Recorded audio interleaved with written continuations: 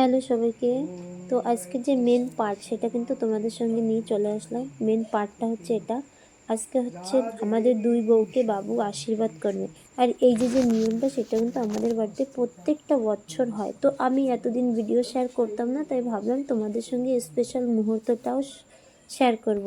তো আমরা দুই বউ কিন্তু পুজোর আসনে বসে গেছি, আর বাবু কিন্তু পুজোর আগে আমাদের হচ্ছে আশীর্বাদ করে। কেন কি বাবু বলে মা লক্ষ্মী হচ্ছে আমার ঘরের মানে যে পুজো, মা লক্ষ্মী হচ্ছে আমাদের ঘরের লক্ষ্মী। মা লক্ষ্মীর পুজোর দিন যদি মা লক্ষ্মীকে পুজো নাই করি, আর এই যে মানে মা লক্ষ্মীর পুজোর যে ধর্মটা সেটা কিন্তু আমাদের হিন্দু ধর্মে এমনকি সনাতন ধর্মে আছে, তাই না? সনাতন ধর্মে ঋষিরা তাদের বাণী যে ঘরের যে লক্ষ্মী তাকে আগে পুজো করা দরকার। কিন্তু কয়েকজনের বাড়িতে এমন আছে কি না ঘরের লক্ষ্মীকে লক্ষ্মীর মতোই দেখে।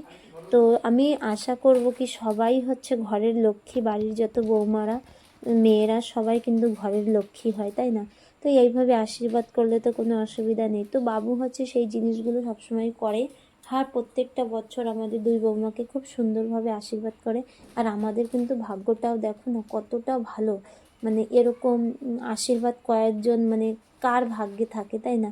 আর সত্যি এই যে ছোটো ছোটো মুহূর্তগুলো, এগুলো কিন্তু আমাদের জন্য ভীষণ একটা স্পেশাল মানে একটা পার্সন, যে আমরা এতটা ভালো একটা মানুষের বৌমা হতে পেরেছি, এটা কিন্তু আমাদের জন্য খুবই ভাগ্যর কথা। আর এইভাবে আমাদের মা লক্ষ্মীর পুজোর দিন আশীর্বাদ করবে, আমি তো সত্যি কোনো দিনও ভাবতেই পারিনি যে আমাদের সঙ্গে এত ভালো একটা আমাদের মানে সামনে এত ভালো দিন আসবে।